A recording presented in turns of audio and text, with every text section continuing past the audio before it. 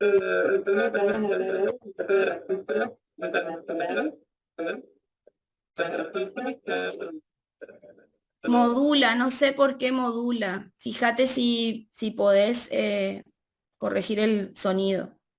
que, bueno, nosotros sería cerrar, darle la vida.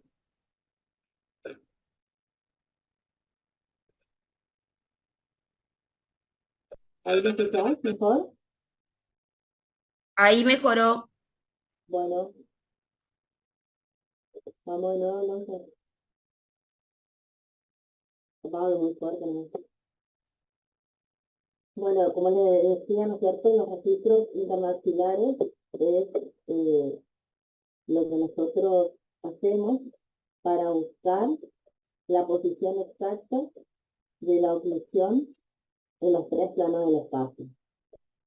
¿Qué significa esto? Que nuestro paciente, obviamente cada uno con sus respectivas morfologías craniofaciales, van a tener una posición Doctora, única. disculpe, no se escucha.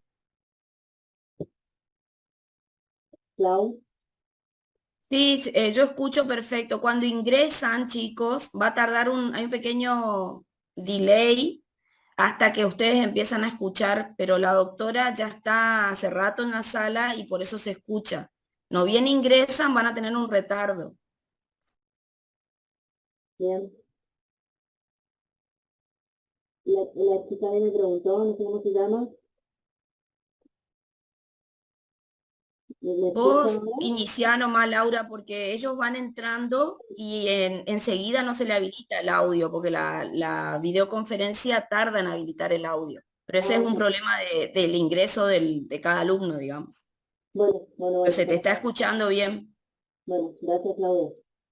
Bueno, como les decía, ¿no es cierto? Es una posición única que tiene cada paciente y que hay que registrarlo con estos, eh, con una técnica clínica que nosotros hacemos para registrar exactamente la posición de relación del maxilar inferior, que es el que se mueve, con el maxilar superior, ¿sí? En los tres planos del espacio, vertical, medio, horizontal, ¿no es cierto? Y anteroposterior. Eh, Para tomar estos registros, nosotros vamos a disponer de unos dispositivos que se llaman placa de registro. Esas placas de registro están conformadas por una base que ajusta perfectamente a su modelo definitivo, ¿sí?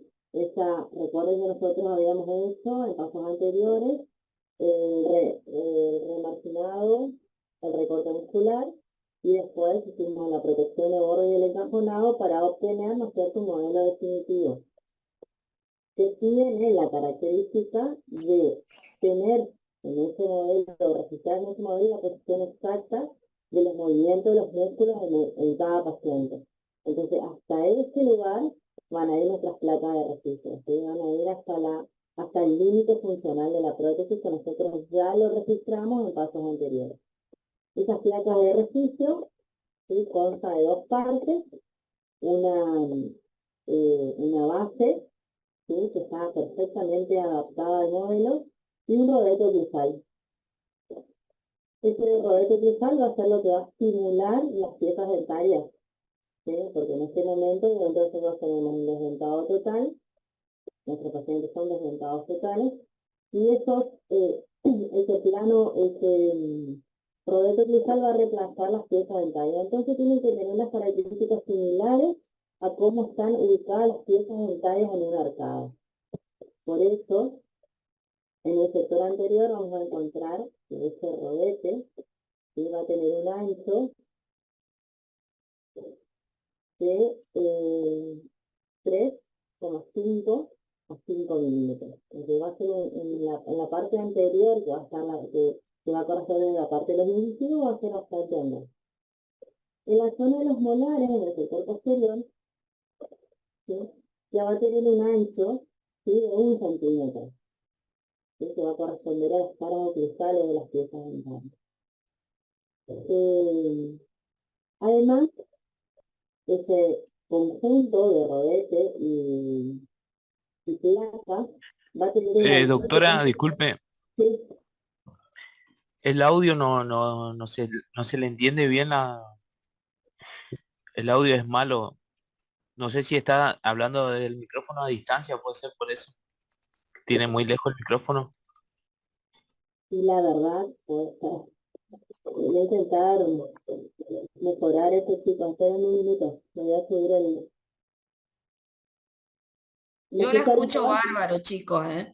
Fíjense aumentar sus volúmenes porque yo estoy grabando y escuchando y se escucha perfecto. A usted sí se le escucha bien, pero a la otra doctora no. No se le escucha muy nítido, doctora. Bueno, van con un minuto entonces.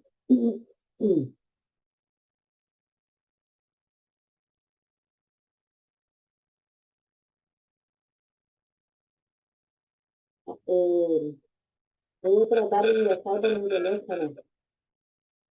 Inicio la reunión.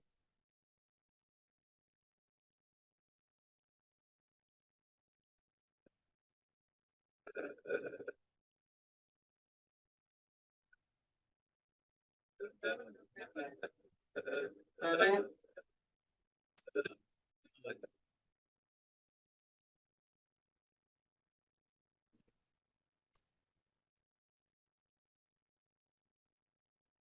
¿me escuchan? Voy a hacer Sí, un pero ahí para- ahí modula, hoy no modulaba, Laura. Ahí modula, hace como un acople, digamos.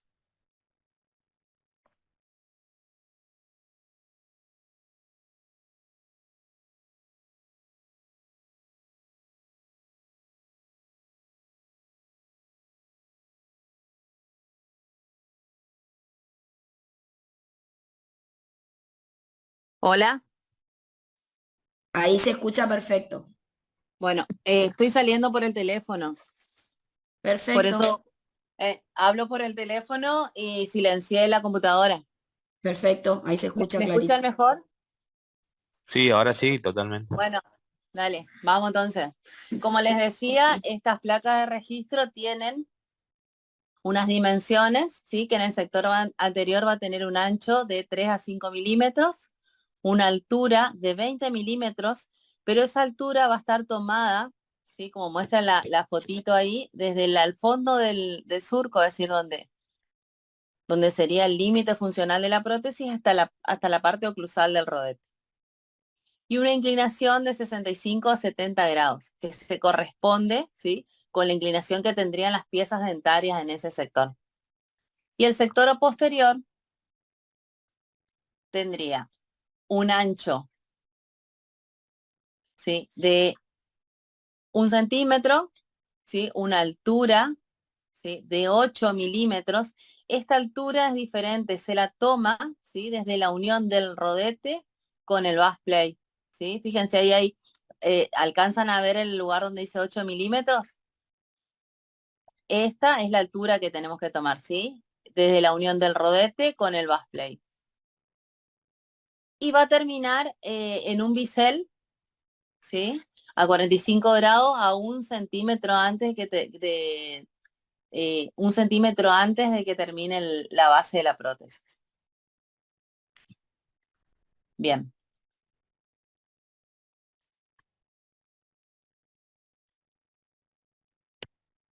La prótesis inferior, ¿sí? El rodete, perdón, o la placa de registro inferior, también va a tener sus dimensiones. En el sector anterior también se va a corresponder con la zona de los incisivos, que va a tener un ancho similar, ¿sí? De 3,5 a 5 milímetros. En el sector posterior también se repite este ancho de 1 centímetro. Y la altura en el sector anterior, ¿sí? Va a ser de 16 milímetros, que va a estar tomada también, ¿sí? Desde la unión, es decir, desde la base del bus plate hasta la cara oclusal, ¿sí? En el sector posterior, un ancho de 1 centímetro, igual porque va a simular las piezas, la cara oclusal de las piezas dentarias posteriores. Y esta vez va a terminar, ¿no es cierto?, a nivel, la altura va a ser a nivel de la papila piriforme. Los materiales con los que nosotros podemos confeccionar esta placa, ¿sí? Son varios. Lo que tenemos que saber o tenemos que tener siempre en cuenta es que los registros tienen que ser estables y duraderos. Todo el tiempo que nosotros manejemos, ¿sí?, las placas de registro para hacer la toma de los registros, obviamente estos materiales no se deben, no se deben modificar, ¿sí? Por eso, idealmente, ¿sí?, lo podemos hacer en resinas acrílicas, como muestra en la foto. Hay unas resinas acrílicas de fotopolimerización, que también lo podemos usar, o resinas acrílicas de autopolimerización, o de termo también podemos hacer, ¿no es cierto? Obviamente los costos son otros. Si no, podemos hacerlos de Godiva, ¿sí? Lo podemos confeccionar una base de Godiva, que se llaman Bassplay, y el rodete oclusal de Godiva. En algunas ocasiones, ¿sí?, podemos, ¿sí?, hacer de cera estos rodetes, pero corremos el riesgo de que sufran modificaciones. Nosotros tenemos que tener en cuenta, ¿no es cierto?, que vivimos en una zona de mucho calor. Nos ha pasado en muchísimas oportunidades que los chicos tienen sus rodetes, hacen sus registros, ¿no es cierto?, y ponen, no sé, su articulador en el auto, por ejemplo, y cuando llegan los registros están totalmente modificados, ¿sí? Entonces, idealmente, ¿sí?, lo vamos a hacer en Godiva y si no, en las resinas acrílicas. Bien.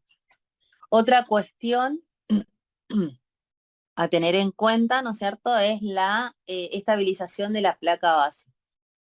En algún momento estabilizábamos con pasta cinquenólica cuando usamos los Bassplay de Godiva, ¿sí? Es como hacer una pequeña impresión, ¿sí?, en ese modelo para que quede totalmente estable. Estable significa que no tenga movilidad o movimientos, ¿sí? Porque imagínense ustedes que pequeños movimientos de las bases, ¿sí?, dentro de la boca pueden llevarnos a cometer errores en los registros, ¿sí? Entonces hay que estabilizarlo el Bassplay. También podemos utilizar adhesivos para prótesis, ¿sí? En algunos casos donde los rebordes son bastante favorables, podemos usar un adhesivo de prótesis. Bien, una vez que nosotros tenemos el rodete oclusal, los rodetes oclusales con las, las medidas, perdón, con las medidas, ¿sí?, porque lo vamos a medir, todos estos parámetros que yo les di los tienen que tener presente y los tienen que medir antes de comenzar la toma de los registros. Y vamos a empezar, ¿no es cierto?, con tomar uno de los primeros registros, ¿sí? Se llama registro parcial de la posición esqueletal.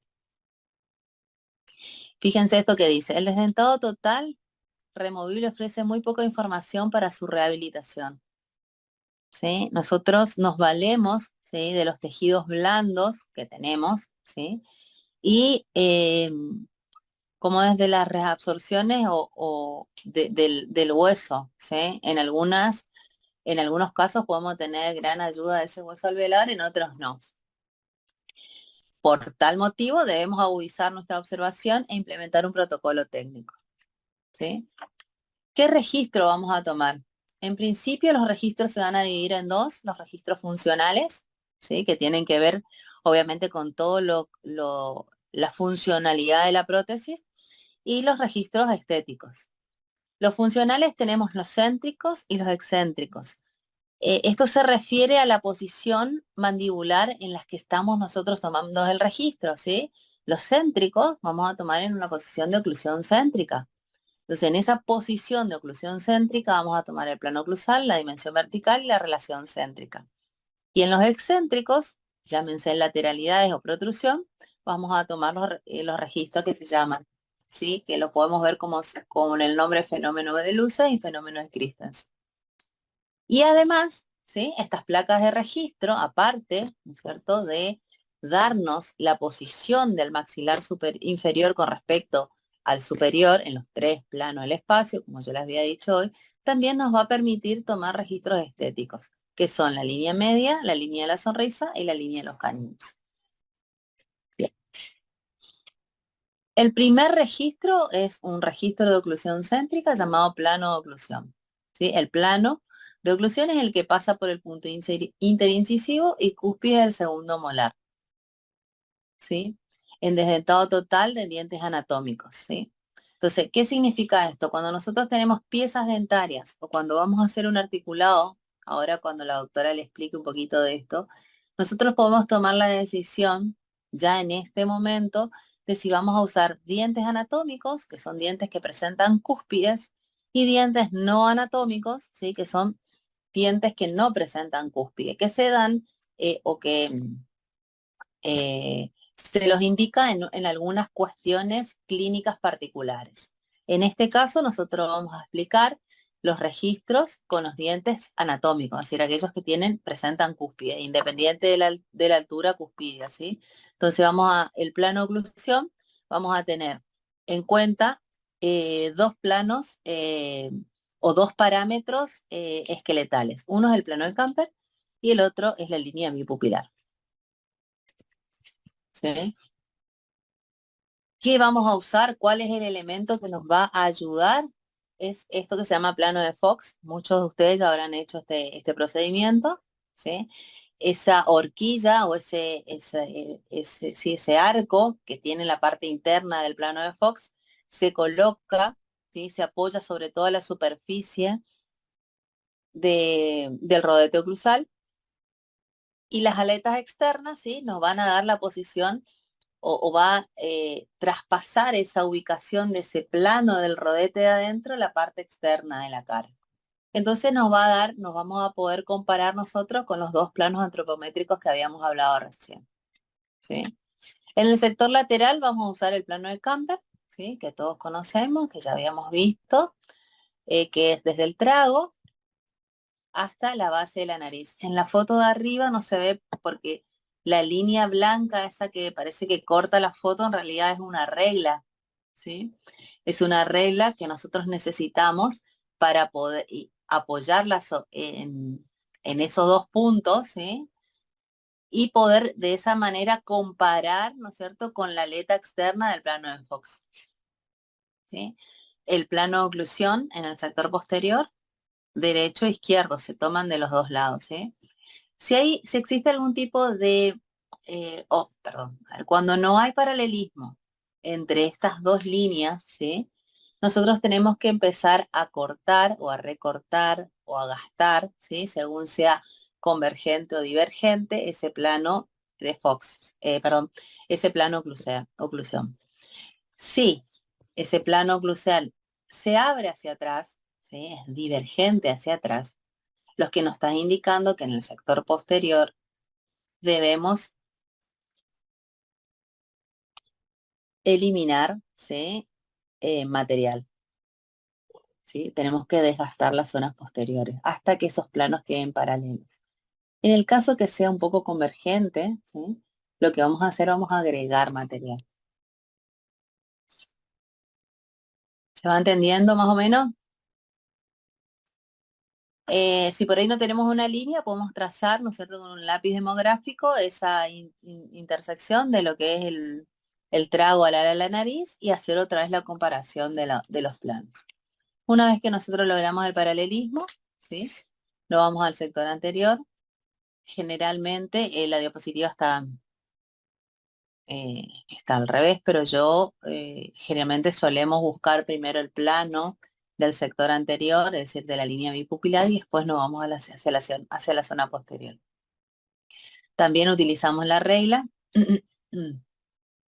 La regla la colocamos en la intersección de las dos pupilas, le vamos a decir al paciente que nos mire, centramos la regla a nivel de las pupilas del paciente y hacemos la comparación, ¿sí? Una vez que logramos el paralelismo, estamos diciendo que el plano de oclusión se encuentra paralelo al plano de Fox. Bien, recuerden que la primera diapositiva nos habías dicho, ¿no es cierto?, que en el desdentado total nosotros teníamos muy poca información, ¿sí? Que teníamos que agudizar, ¿no es cierto?, la observación para poder llegar, ¿no?, a dar o a tener información sobre ese paciente. Con respecto al plano de oclusión inferior, lo que tenemos que hacer es empezar a mirar los tegumentos que están alrededor de ese maxilar inferior, sobre todo el labio inferior. Bien. Antes, ¿no es cierto?, de colocar terminamos la ubicación del plano superior, ¿sí?, y colocamos el rodete solito inferior en la boca del paciente, ¿sí? Y lo primero que vamos a mirar, que es independiente, ¿no es cierto?, de las medidas promedios de esas que teníamos recién, es la altura del rodete con respecto al labio inferior, ¿sí? Generalmente, con esas medidas que nosotros tenemos, logramos una ubicación correcta del rodete. ¿Cuál es la ubicación correcta del rodete? La altura en el sector anterior, ¿sí?, a nivel de la línea de Klein. ¿Recuerdan cuál era la línea de Klein? Que era esa línea de separación de la mucosa y la semimucosa del labio. En ese lugar tiene que descansar el rodete, ¿sí? Si el rodete está por encima de esa línea, hay que recortarlo en el sector anterior, ¿sí? Si está por debajo, hay que levantar el rodete hasta llegar a esa línea, ¿sí? Fíjense cómo marca una cruz donde ella está marcando parte de lo que es la línea media y la ubicación del rodete. Una vez que nosotros determinamos la altura, que es lo primero del rodete inferior, ¿sí?, vamos a pasar la información que nosotros tuvimos, ¿sí?, del rodete superior. Es decir, el rodete superior nos dio una inclinación en el sentido horizontal, una ubicación en el plano horizontal, ¿sí? Esa información que nosotros logramos en el superior, lo vamos a pasar al inferior, ¿sí? ¿Cómo lo vamos a hacer? En principio, ¿sí?, vamos a colocar ambos rodetes en la boca y le vamos a pedir al paciente que ocluya. Si el paciente muerde, ¿no es cierto?, ocluye, ¿sí?, y toca en toda la extensión del rodete, ¿sí?, sin dejar ningún espacio, ninguna luz, ni en el sector posterior lateral de un lado y del otro, ¿sí?, podemos decir que los rodetes ocluyen en un plano oclusal. Pero generalmente esto no sucede, ¿sí?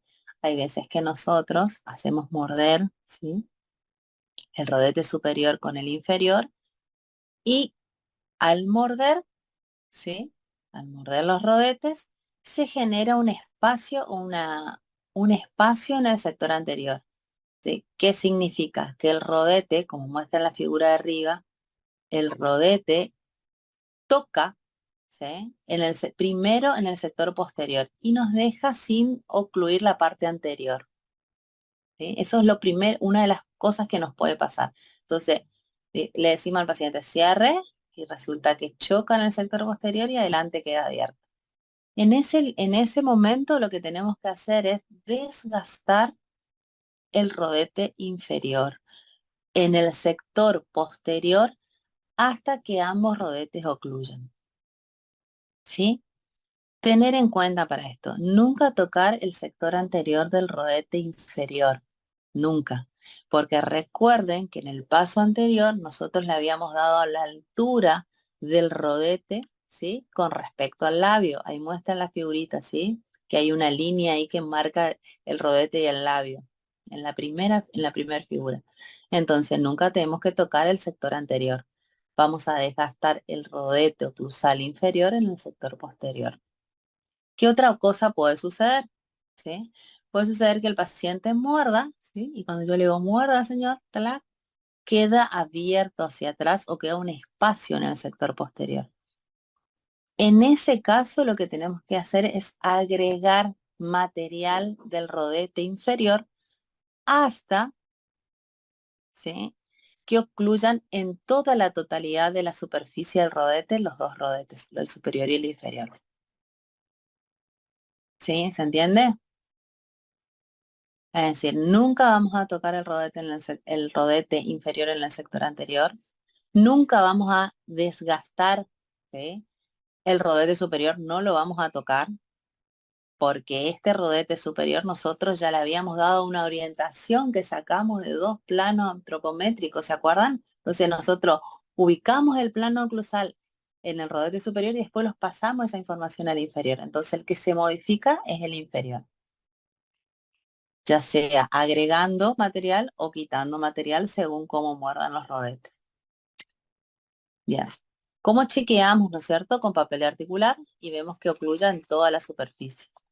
En el dibujo de abajo es una resina acrílica con la que están hechos los rodetes oclusales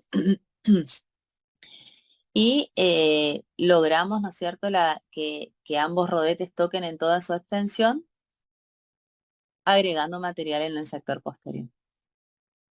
¿Sí? Ahí se ve el agregado de material, ¿sí? Porque tocaba en el sector anterior, pero en el sector posterior quedaba un espacio, entonces se agregó material. Y ahí tenemos el rodete superior y el inferior con el primer registro tomado, que es el de plano oclusal. ¿Sí? Una vez tomado el registro de plano oclusal, pasamos al segundo registro, que es el de la dimensión vertical. ¿Sí? Y dice esto, que es la relación de posición del maxilar inferior con respecto al superior en el plano vertical. ¿Sí? Ahí tenemos que tener en cuenta 2 tipos de dimensiones verticales, la oclusiva y la postural. Nosotros vamos a tomar en este caso con las prótesis la oclusiva. ¿Sí? ¿Cuáles son los métodos? ¿De qué nos valemos para medir o para tener, para obtener la dimensión vertical? Tenemos diferentes métodos, estáticos y dinámicos. Estáticos y dinámicos se refiere obviamente a si hay o no movimiento del maxilar. En los estáticos tenemos los mecánicos, métricos y estéticos. Y en los dinámicos tenemos los fonéticos, deglutorios y musculares. Bien, empezamos con el método métrico. Es medir. Recuerden que la cara, ¿sí?, tiene una armonía de tercios, ¿sí? Es decir, los 3 tercios que conforman la cara están divididos en 3 partes iguales. Nosotros vamos a trabajar sobre el tercio medio y el tercio inferior. Y entonces esos 2 tercios tienen que estar armónicos en cuanto a su longitud. Entonces vamos a medir la distancia que hay desde la glabela hasta la base de la nariz y de la base de la nariz al mentón. Tiene que haber una concordancia de esas dos medidas. ¿Sí? Fíjense, tiene en la foto marca 6,5 y abajo 6,5. Otra manera, ¿sí?, que yo le hago, generalmente hago las 2 mediciones, es desde el centro de la pupila hasta la comisura, ¿sí?, y desde la base de la nariz al mentón. Podemos usar este método métrico, lo podemos hacer con regla o lo podemos hacer con un compás, ¿sí? Y tienen que ser iguales. Bien. El estético, ¿sí? El estético es colocar los rodetes, dejar al paciente que se relaje y hacer la observación de la vista frontal, ¿sí? Cuando nosotros vemos un espacio, ¿sí?, entre los rodetes y el paciente, los rodetes no tocan, fíjense en la primera foto, la paciente está con sus labios en reposo, hay un espacio, el rodete superior está arriba y el inferior está abajo sin contactar. Esto nos da el indicio de que el rodete es muy corto, ¿sí? En el caso de la foto del medio es al revés, ¿sí? Tenemos un paciente, ¿sí?, que le pedimos que ocluyan los rodetes y resulta que los labios no pueden, ¿sí?, cerrar, ¿sí? No pueden hacer el cierre o la oclusión de los labios. Esto nos estaría indicando que tenemos un rodete largo. ¿Sí? En el tercer foto tenemos, ¿no es cierto?, que el paciente puede, ¿sí?, cerrar y ocluir y deja los rodetes en una posición correcta. Bien, desde una vista sagital lo que nosotros vamos a ver es lo que se llama el soporte labial, ¿sí? El soporte labial está dado por la parte anterior del rodete, ¿sí? Cuando nosotros leemos soporte labial dice que las caras vestibulares, los incisivos centrales sostienen, ¿sí?, la parte labial, ¿sí?, del labio superior. En este caso, como obviamente no tenemos incisivo central, lo que tenemos es la parte anterior de ese rodete. Para verificar el soporte labial tenemos que irnos, ¿sí?, a esa parte del rodete que decía que tenía que tener una inclinación de 75 a 60 grados. ¿Sí? Entonces, idealmente tiene que tener esa inclinación para que el rodete pueda soportar al labio superior. Bien. Después nos vamos con los métodos dinámicos, el movimiento, ¿sí? Le vamos a empezar a decir al paciente que haga movimientos o fonemas que nos van a ayudar a nosotros a determinar la altura del rodete. Una de las letras más características que nos puede dar la altura del rodete es la letra M. Si ustedes en este momento dicen M, ¿sí?, se van a dar cuenta que cuando empieza la palabra, la M, ¿sí?, hay una oclusión de los dos labios, el superior con el inferior. M. Y para decir la segunda parte de la letra, hay una separación de los labios, ¿sí?, de unos 2 milímetros. Entonces nosotros le vamos a decir al paciente, lo vamos a mirar, le vamos a pedir que diga M. Y tenemos que ver ese movimiento del labio. En un primer momento donde dice M, ver que los dos labios ocluyan, y la M, la separación de los labios. Si el paciente no puede realizar esta separación, nos estaría indicando, ¿no es cierto?, que el rodete estaba alto. Sí, alto. Hay otras palabras, ¿sí?, como la S, ¿sí? Se ve, cuando nosotros decimos S, se arma como un conducto, dice, entre lo que es el labio superior, para decir la palabra S, esa palabra, esa letra, porque son palabras, no son palabras, son letras, sí, nos va a estar indicando también, ¿no es cierto?, que la altura del rodete es la adecuada. Bien. Clau, hola. Sí, acá estoy. Sí, la verdad que después viene ya registro de arco facial, porque no les quisimos dar la parte de, como es, relación céntrica, porque tengo miedo que, viste, que por ahí los pasos se pierdan en la continuidad, viste, y aparte no da porque si no se hace muy largo también. ¿Está bien? Esto lo vamos a ver en el libro de Álvarez Cantoni, ¿sí? Estas fotos incluso son del Álvarez Cantoni, así que chicos los invito a ver ese libro, está en la biblioteca, es el libro por el que nosotros nos guiamos para todo lo que sea técnica de prótesis total removible. Voy a dejar de presentar.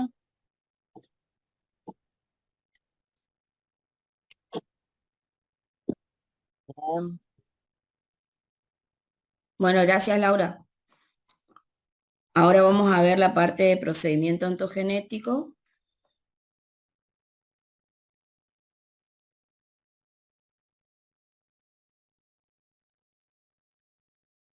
Díganme si ahí se ve, alguien que me confirme que se ve. Sí se ve, profe. Bueno, gracias.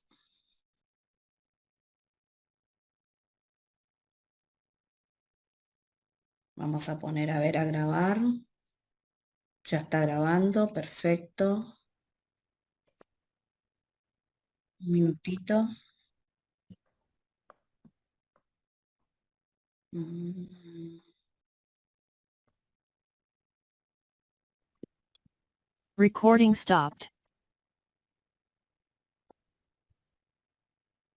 Recording in progress.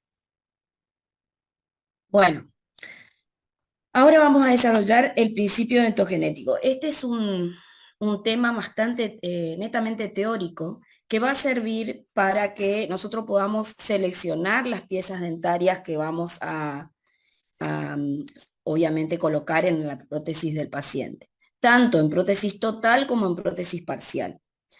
En este caso está enfocado para prótesis total, yo les voy a ir haciendo las diferencias que tendríamos que tener en cuenta para prótesis parcial. Comenzamos por tener en cuenta un concepto de qué es estética dental. Y los autores con el tiempo fueron cambiando respecto de el concepto de estética. Pound decía que era un aspecto grato en función. Capuzzelli, que es un autor nacional argentino, de donde han estudiado los grandes maestros de oclusión, como el doctor Alonso, hablaba de una armonía óptica en función. Y autores más recientes, contemporáneos, hablan de que estética dental es estética dentofacial y funcional. O sea, involucran no solo la parte estética de las piezas dentarias, sino la estética en función del rostro y en función de la función que tienen esas piezas dentarias. ¿Qué buscamos cuando planteamos estética dental? Buscamos crear o seleccionar piezas dentarias que tengan proporciones correctas para el caso clínico y también piezas dentarias que sean, que tengan una belleza de armonía con las encías del paciente, con los labios y con la cara del paciente. O sea, por eso se habla de estética facial. Y más en esta época, que cada vez toma más preponderancia la estética en función del rostro. Fíjense que si ustedes analizan el rostro de un paciente, de una persona o de una persona que no sea paciente, una persona en una relación social, digamos, hay dos elementos en el rostro del paciente que tienen movimiento, los ojos y la boca. Y ambos elementos al moverse captan nuestra atención. Por eso la estética está muy enfocada a marcar en las partes del rostro la boca, enmarcar la boca con los labios y también enmarcar los ojos con el maquillaje, por ejemplo, porque eso es símbolo o signo de estética facial. Teniendo en cuenta lo que decía Pound, que es un autor, vamos a decir, el que generó esto de la armonía para el enfilado, de lograr armonía en el enfilado de un desdentado total, como dijo la doctora en el teórico anterior, el desdentado total ha perdido absolutamente todos los parámetros. Puede llegar con una prótesis en estado, que tiene mucho tiempo, por ejemplo, 10 años de uso, ya tiene los dientes desgastados, y podemos llegar a no tener ningún parámetro porque no tiene fotos de su juventud, de cómo eran sus piezas dentarias. Entonces, este autor desarrolló una teoría que ayuda al odontólogo y al técnico dental a que pueda seleccionar las piezas dentarias teniendo en cuenta ciertos parámetros faciales para poder elegir esas piezas dentarias y que queden armónicos con el rostro. Entonces, Pound habla de que existen 5 armonías, ¿sí? Para obtener el procedimiento dentogenético, que es lograr la estética en el grupo anterior, en el enfilado en el grupo anterior. Esas 5 armonías son forma de las piezas dentarias, tamaño de las piezas dentarias, color, disposición en el arco y relación con la encía. Si obtenemos en cuenta estos 5 parámetros, según Pound se logra un procedimiento de enfilado armónico y estético para ese paciente. Vamos a empezar a ver cada uno de estos aspectos. Primero, forma. Este concepto es muy antiguo y surge de un trabajo realizado por Leon Williams, que él estudió en cráneos humanos la forma que tenían esos cráneos humanos respecto a las piezas dentarias y encontró que había una relación entre la forma de los cráneos y la forma de las piezas dentarias. Estableció 3 formas principales. Ahí aparece la forma cuadrangular, triangular y ovoidea. Y esas formas de los cráneos también coincidían en la mayoría de los casos con las formas de las piezas dentarias. Entonces estableció esas 3 categorías: piezas dentarias cuadradas, triangulares y ovoideas. Este concepto es de 1914 y hablaba Leon Williams en su tesis, porque es una tesis doctoral que hizo este autor, que la forma del rostro del paciente tiene directa relación o se acerca bastante a la forma que tendrían sus dientes. Entonces, si tenemos un paciente que nosotros no tenemos ningún dato del paciente, de cómo eran sus piezas dentarias, porque no tenemos ningún registro fotográfico, podemos, por la forma del rostro, elegir una pieza dentaria. En el caso del triangular, hay que tener en cuenta que la pieza dentaria y el rostro se invierten. Por ejemplo, el vértice está en la pera del paciente y la parte más ancha del triángulo está en la zona frontal de la cara del paciente. En ese caso, la forma de la pieza dentaria del incisivo central, porque él estudió los incisivos centrales respecto de la forma de los cráneos. En el caso cuadrangular no hay necesidad de invertir porque es bordes bien rectangulares, y en el caso ovoideo tampoco. Lo que sí resalta es que la parte más predominante en el triangular estaría en la zona frontal. En el caso del ovoideo en la zona media, y en el caso del cuadrangular tendría paredes bastante paralelas entre sí, tanto en el rostro como en la forma del incisivo central. Si nosotros le mandamos como referencia a un técnico la forma y el tamaño de un incisivo central, él, por unas reglas que existen, él de tamaño y proporción, que es la regla dorada de las proporciones, él obtiene la arcada completa. O sea, teniendo el tamaño y la forma de un incisivo central, él puede obtener con la regla dorada de las proporciones el tamaño de la arcada completa, que eso también está estudiado, y la regla dorada de las proporciones es antigua, porque surge de la época de Leonardo da Vinci, que con eso construían las esculturas, teniendo en cuenta la regla dorada de las proporciones. Así que imagínense desde dónde vienen esos conceptos. Abarcamos recién el concepto de forma de la pieza dentaria.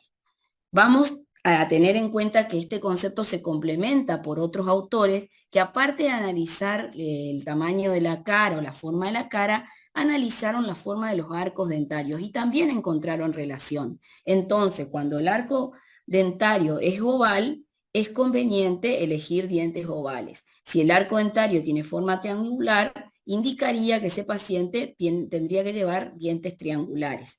Y si el arco dentario es más bien cuadrangular, elegiríamos dientes en sus formas más cuadrangulares.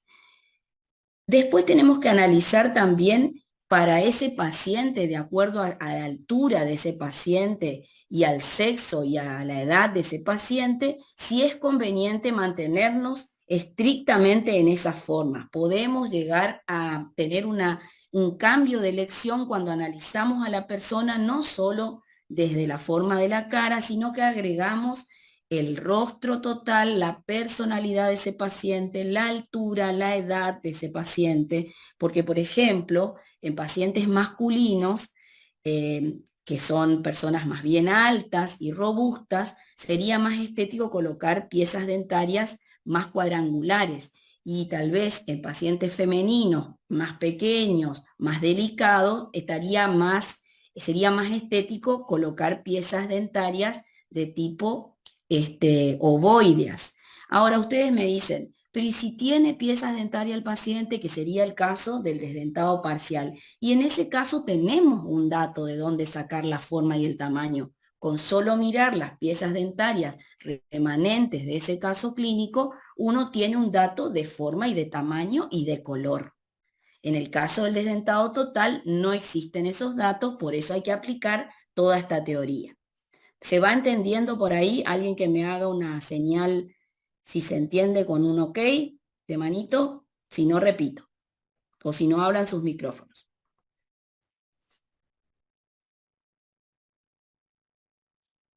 ¿Continúo? Sí, profe, se entiende. Sí, profe. Perfecto. Bien. Vamos ahora al tema del tamaño. Para hablar de tamaño tenemos que hablar de ancho y largo de las piezas dentarias. Y existen proporciones. Se ha estudiado que la distancia visigomática del rostro de un paciente, que sería esta línea que estamos marcando en este rostro perfecto de Angelina Jolie, corresponde a una en 16 partes al ancho de un incisivo central de Angelina Jolie. ¿Qué quiere decir? Que un incisivo central entraría en este ancho visigomático 16 veces. Entonces, si nosotros no tenemos ningún dato de nuestro paciente, lo que podemos hacer es tomar esa distancia visigomática para obtener el ancho de un incisivo central de ese paciente. ¿Está? Y lo mismo para el largo de la pieza dentaria. El largo de la pieza dentaria tomado desde el nacimiento del pelo o de la primera marca que se hace en la frente cuando la persona no tiene un nacimiento del pelo porque la persona ha perdido el cabello, desde la primera marca que se hace en la frente hasta la parte más baja del mentón, también la pieza dentaria entra 16 veces en ese largo. O sea, el alto de una pieza dentaria entra 16 veces en el alto de la cara del paciente. Por eso les decía recién, un paciente alto, robusto, llevaría dientes más bien cuadrangulares y grandes. Un paciente de 1,50 m lleva dientes más bien más redondeaditos y más de tamaño menor en el largo. No podemos ponerle a un paciente de 1,50 m piezas dentarias muy exageradas o muy grandes, porque van a quedar antiestético a la vista. No va a ser grato a la vista ni grato en función tampoco. ¿Cómo se determina el tamaño? No sé, los que cursaron conmigo, yo les decía, tomen la distancia para marcarle al laboratorio y mandarle el tamaño. Generalmente estamos tentados a tomar el ancho de la base de la nariz, pero ese ancho de la base de la nariz, según muestra el esquema, solo me permite poder darle el espacio a los 4 incisivos superiores, ¿sí? Entonces, para poder incluir a los caninos, hay que tomar la bisectriz del ángulo nasogeniano porque ahí se determina el ancho del canino de cúspide a cúspide. Generalmente ese ancho de canino aproximadamente en los pacientes que estándar, vamos a decir así, andan una distancia entre 2,5 desde la línea media, 2,5 a 3 en los que tienen más grande el rostro, digamos, hay una distancia visiomática mayor. En esa distancia entre 2,5 a 3 entran los 6 dientes anteriores. Esa medida a cada lado de la línea media. Sería un total de 6 milímetros aproximadamente, o 5 centímetros aproximadamente a cada lado de la línea media. En total, en el sector anterior. 2,5 milímetros o 3 desde la línea media hasta la zona del canino. Y va a entrar en ese espacio los 6 dientes anterosuperiores. Si contamos de la línea media hacia la derecha o hacia la izquierda, los 3 dientes anterosuperiores. Y fíjense que entra hasta la cúspide del canino. Esa marca es fundamental que la hagamos en el rodete porque le estamos determinando el tamaño de los 6 dientes anterosuperiores al laboratorio. Al laboratorio no le puede faltar este dato porque no va a poder seleccionar las piezas dentarias correctas para ese caso clínico. Hoy la doctora hablaba de que el rodete tenía ciertos tamaños y que se debía comparar al rodete con el labio superior y que en reposo un rodete correcto aparece aproximadamente 2 milímetros por debajo del labio, según la edad. Puede quedar al ras o puede aparecer 2 milímetros para dar sensación de estética. Si aparece más de 2 milímetros, eso no va a ser estético. Por eso es importante que cuando viene del laboratorio, el rodete lo probemos, porque lo que le mandemos de nuevo al laboratorio una vez que adaptamos el rodete es lo que le va a servir al laboratorio para poder enfilar las piezas dentarias, para poder elegirlas y para poder hacer el enfilado. Entonces, en coincidencia con lo que hablaba hoy la doctora Huber, acá le mostramos que el alto de los incisivos centrales, cuando están enfiladas las piezas dentarias, no puede aparecer más de 2 milímetros porque si no ya sería antiestético. Fíjense, hay casos en la en la vida, o sea, en las piezas dentarias naturales, en las sonrisas naturales, que sí asoma más de 2 milímetros. Pero fíjense que esto es considerado una sonrisa gingival, no es estética, ¿sí? Entonces, estas cuestiones que aparecen en la vida natural, generalmente uno no trata de, no va a reproducir esto en una prótesis, porque a veces estas sonrisas, donde asoma más de 2 milímetros, tiene el paciente algunas patologías de oclusión que hacen que las piezas dentarias se vean mucho más y no son estéticas. Entonces, en estas 4 fotos estamos mostrando que la pieza dentaria en algunos casos asoma mucho, como acá en la primera foto o acá, y eso no es algo estético o agradable a la vista, por más que sea natural. Y en otros casos hay sonrisas que en la parte de adelante baja y en la parte de atrás sube la sonrisa y muestra todas las piezas dentarias, ¿sí? Y muestra parte de la encía. Imagínense si tenemos esta curva de la sonrisa en el paciente, lo prolija y detallada que va a tener que ser nuestro enfilado y nuestra caracterización de la encía para que esa prótesis pase desapercibida, ya sea una prótesis completa o si tenemos que hacer coronas en este sector. Entonces es muy importante la posición de ese labio para poder lograr también estética.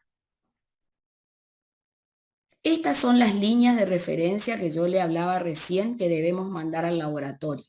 Debemos mandar sí o sí la línea media, ¿sí? Tanto superior como la inferior. Luego marcar la línea de donde van a estar los caninos y también marcar la línea de la sonrisa.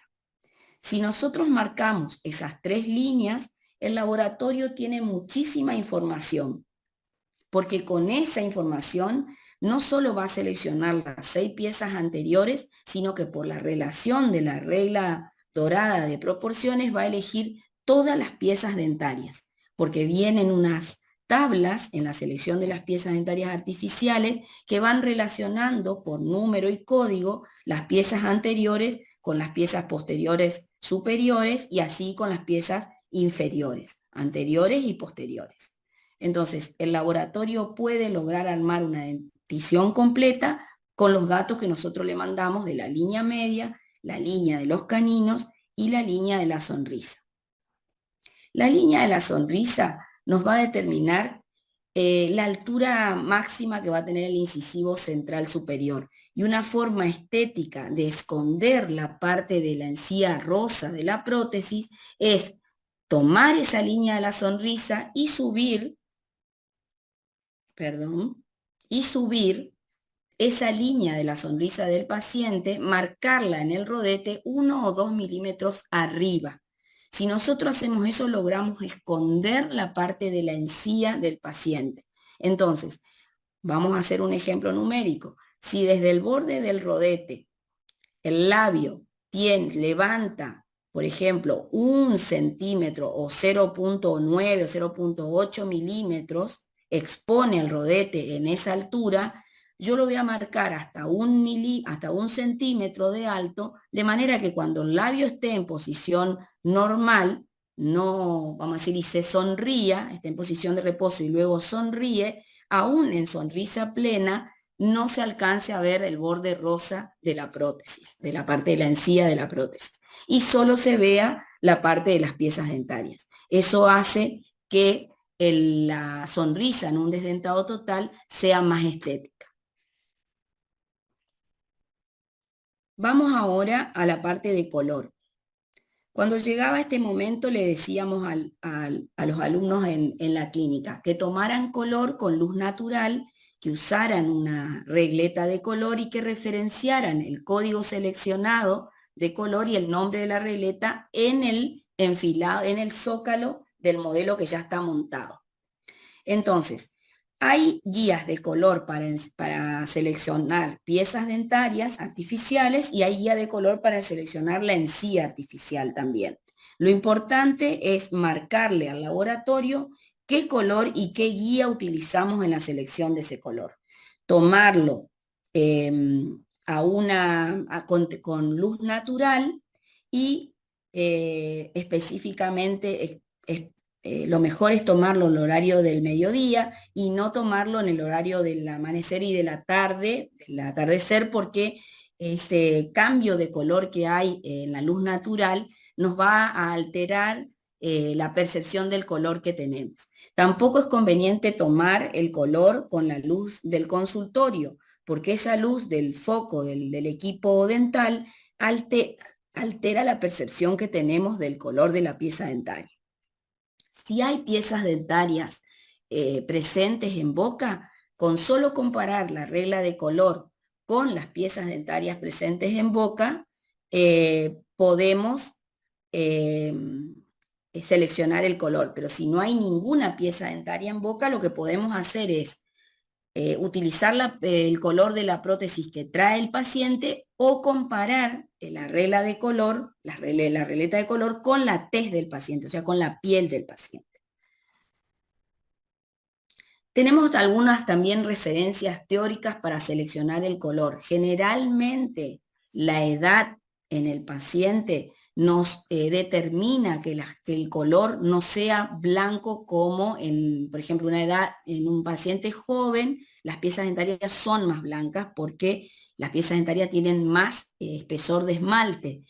Pero en un paciente, a medida que nos vamos poniendo grandes, esa capa de esmalte se va desgastando y lo que se empieza a percibir más es el color de la dentina, con lo cual los dientes en una persona de 50, 60, 70 años comienzan a ser más, a tener un color más marfil que cuando esa persona tenía 20 años. También los hábitos, si es una persona fumadora o los hábitos alimenticios también, hacen que las piezas dentarias tengan un color distinto. Y según el sexo también está estudiado que el sexo femenino presenta colores más blancos que el sexo masculino, que presenta colores más saturados. Igualmente hoy, con todas las técnicas que hay de blanqueamiento, el paciente quiere tener los dientes blancos y ser más joven, con lo cual cuando uno le ofrece y uno va a la selección de color con el paciente, desdentado total o desdentado parcial, el paciente sí o sí quiere dientes blancos. Lo que tenemos que enseñarle es que los dientes blancos del A1, por ejemplo, o el A2, si no coinciden con su rostro, con su piel o con las piezas dentarias remanentes, se va a notar mucho más la prótesis. Entonces nosotros tenemos que buscar siempre la estética, y la estética es que pase desapercibido, no que se note más. ¿Está? Entonces, si hacemos una prótesis completa y el paciente tiene una tez muy oscura, tenemos que tratar de convencerlo de que no se ponga unas piezas dentarias, que no elija o no seleccione. La selección la hace el profesional, pero el paciente opina, y a veces opina la familia del paciente, entonces que no elija dientes tan claros, ¿sí? Entonces se llega a una selección compartida, digamos, para hacerle entender qué es lo más conveniente para lograr estética. Y así tenemos distintas reglas de colores, donde un mismo color, un mismo número de color, tiene distintos matices, por lo cual hay que referenciar siempre la guía de color usada y el número del color, cosa que el laboratorio pueda comparar. Los laboratorios trabajan con múltiples guías de colores porque también trabajan de distintas marcas, vamos a decir así, y cada marca tiene su guía de color, con lo cual nosotros al mandarle el color y la guía, le estamos dando un dato más para que él pueda comparar y seleccionar la correcta para nuestro caso clínico. Esta es la guía de color para seleccionar el color de la parte rosa, ¿sí? La estética rosa. Fíjense que acá estas 3 guías de colores, este 66 es más amarillento que que es más blanquecino, y ambos son 66, ¿sí? Y son de guías de colores diferentes, por eso está bueno siempre referenciar el valor obtenido y el nombre de la guía, cosa que el laboratorio pueda comparar en su laboratorio. Cuando compare con la guía que nosotros le seleccionamos, buscará el diente más parecido a la guía con la cual nosotros tomamos el color. ¿Cómo se hace la toma de color? Como decíamos, con luz de día y debe armonizar con la tez del paciente. Eso se debe colocar sobre la piel del paciente y mirar a 50 centímetros de distancia. Se puede tener en cuenta la prótesis anterior del paciente, el color de la prótesis anterior del paciente, y si existen dientes remanentes, hay que tomar el color de esas piezas dentarias. Obviamente que esas piezas dentarias deben estar limpias, o sea que debemos hacer un tratamiento de mantenimiento de esas piezas dentarias, y si tiene restauraciones, es conveniente que todas esas restauraciones se cambien antes, ¿sí? Antes de hacer el tratamiento, antes de hacer la selección de color. Ahí estamos comparando sobre la piel del paciente y seleccionando el color que sea más acorde con esa piel. Bien, la técnica de concepto del procedimiento dentogenético reúne aparte los factores de sexo, edad y personalidad, que son conocidos como factores SPE. ¿Sí? Un poco es lo que veníamos describiendo. Estos factores SPE los describieron dos autores, Frusi y Fischer, en 1955. Y entonces estos autores sintetizan en este cuadro el concepto de estos autores, que es el sexo, la variable sexo está condicionando la forma de las piezas dentarias, que un poco lo que yo le venía diciendo, era en dientes más robustos para los varones, dientes con formas más redondeadas para las mujeres, la disposición de esos dientes en el arco y también el tipo de sonrisa. Por ejemplo, la curva de sonrisa que acompaña a la curva del labio inferior es generalmente una curva de sonrisa femenina, y cuando la curva de sonrisa en realidad es un plano más que una curva, estamos más ante una sonrisa masculina. Respecto de la personalidad, estos autores dicen que los pacientes pueden presentar personalidades delicadas independiente del género que tenga el paciente, o personalidad más vigorosa o una personalidad media, y que tenemos que tener en cuenta esas características personales para caracterizar el enfilado. Y respecto de la edad, era lo que hablábamos hoy, muy relacionado con el color, que la edad incide en el tono, en el color de las piezas dentarias y también en el desgaste que tienen esas piezas dentarias en los bordes incisales. ¿Está?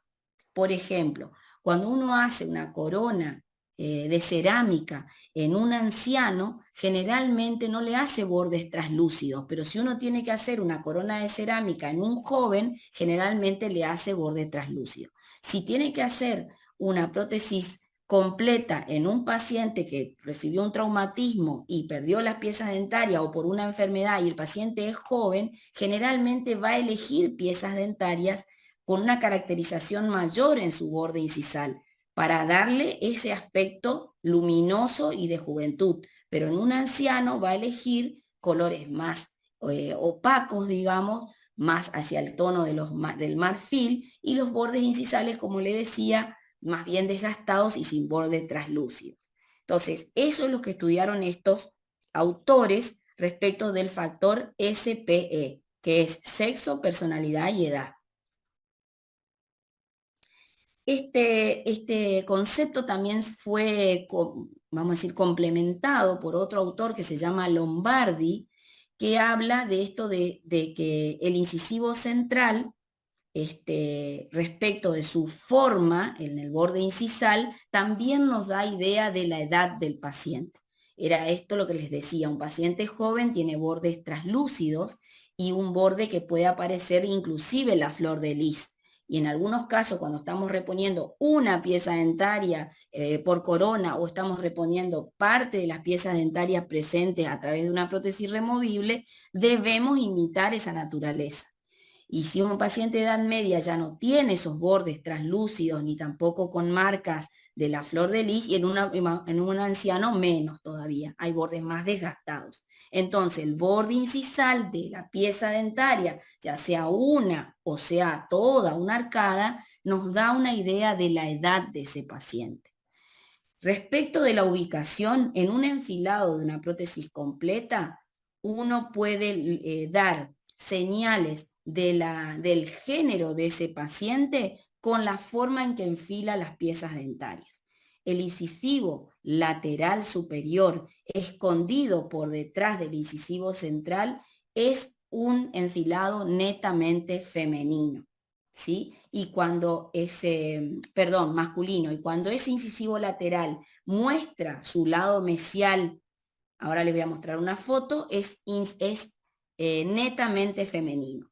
En este caso, este enfilado que toma preponderancia el incisivo central en primer plano es netamente masculino.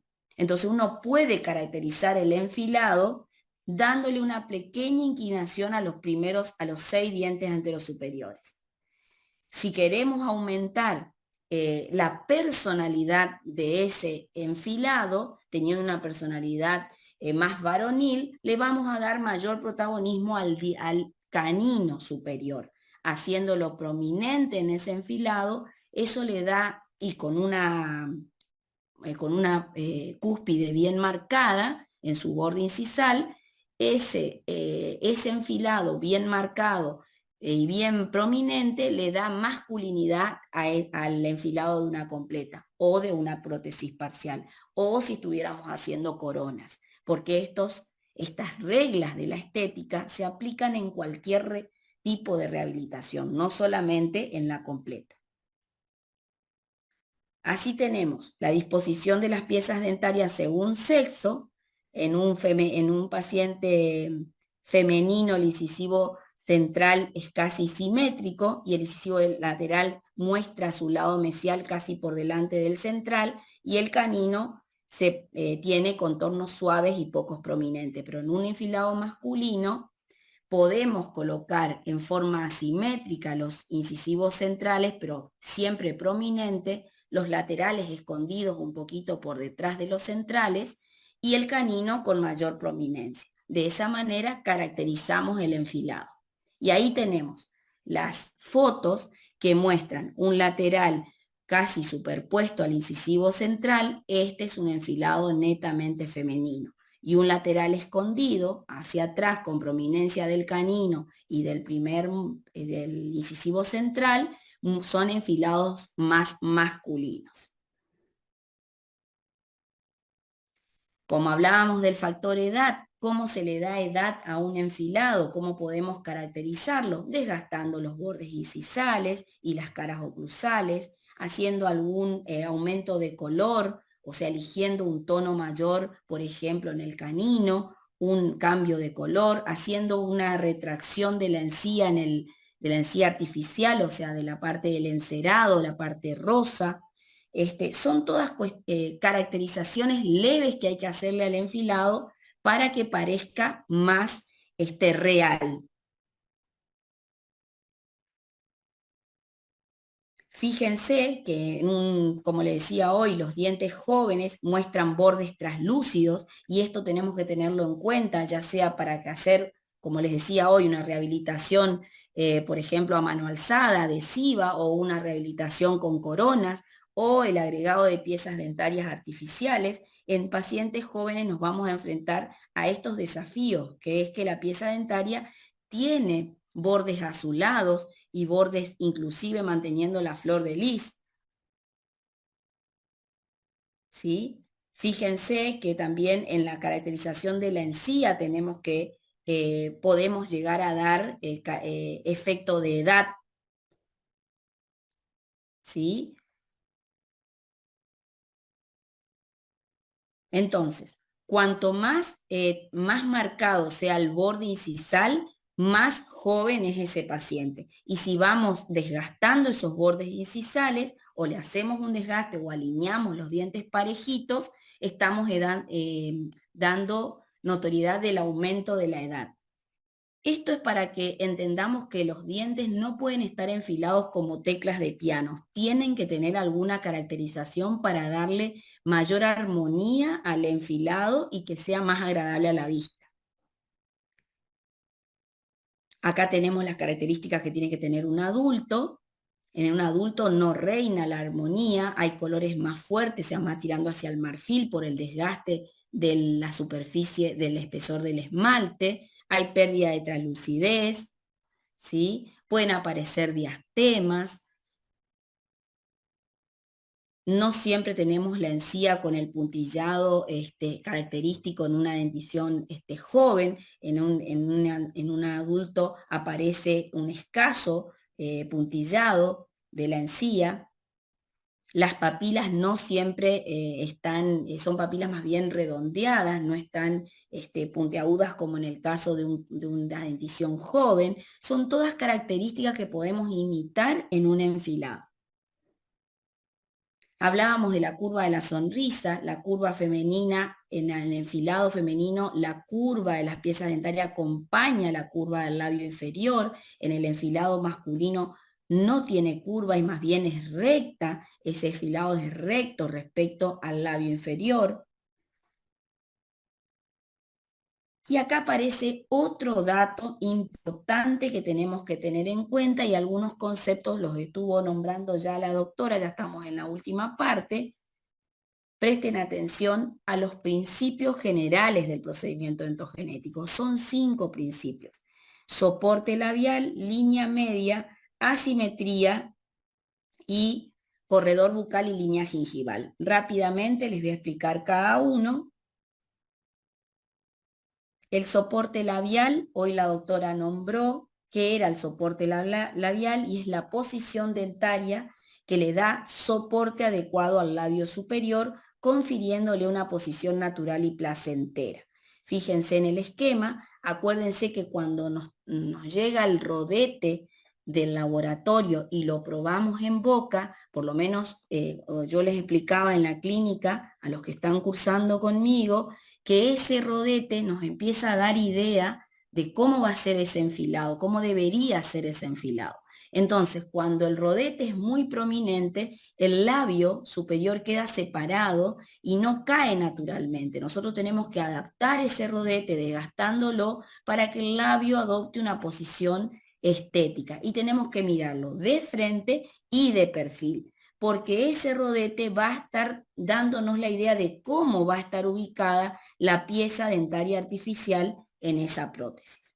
Entonces, el soporte labial es la posición dentaria que da soporte adecuado al labio superior, confiriéndole una posición natural y placentera. El otro factor o principio general es la línea media. Acá tenemos que tener en cuenta que en la naturaleza las líneas medias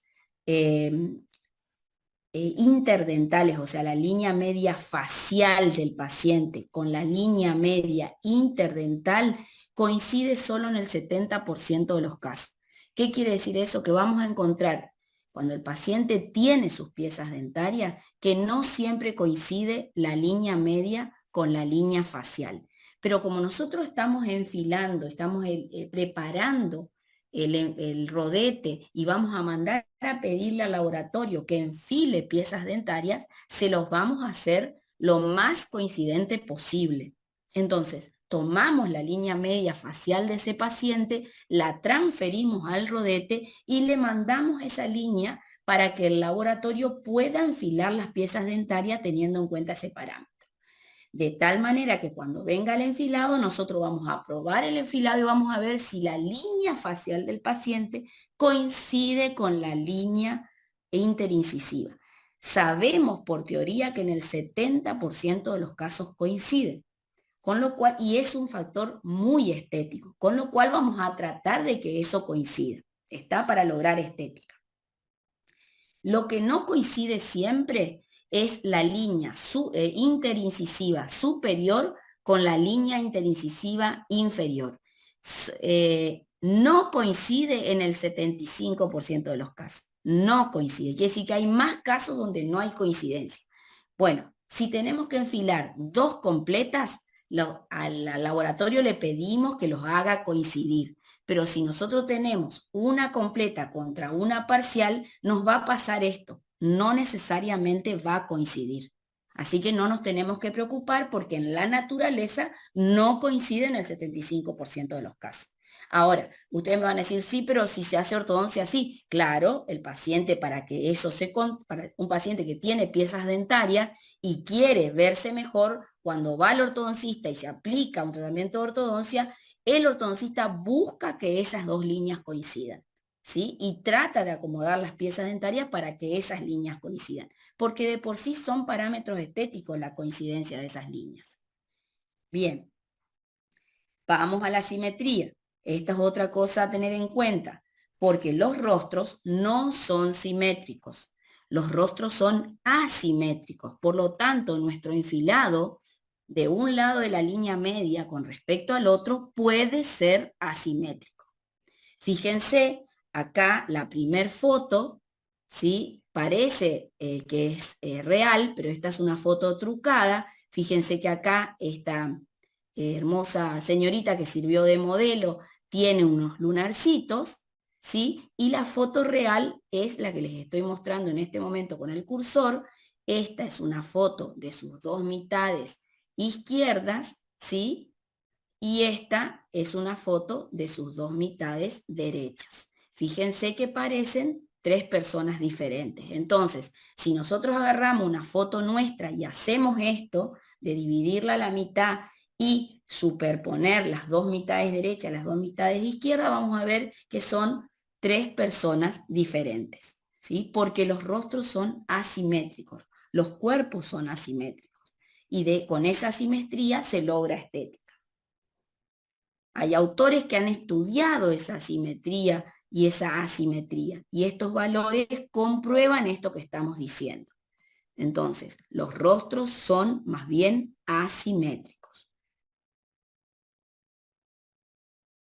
Vamos al cuarto principio general, que es el corredor bucal. Esto es una de los datos más importantes a evaluar cuando vuelve el enfilado.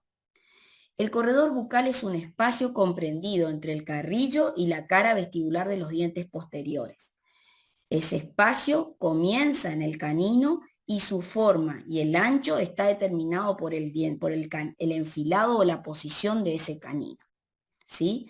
Si el canino superior se enfila muy afuera del arco del reborde, lo que hace es orientar a todos los dientes posteriores para afuera del arco.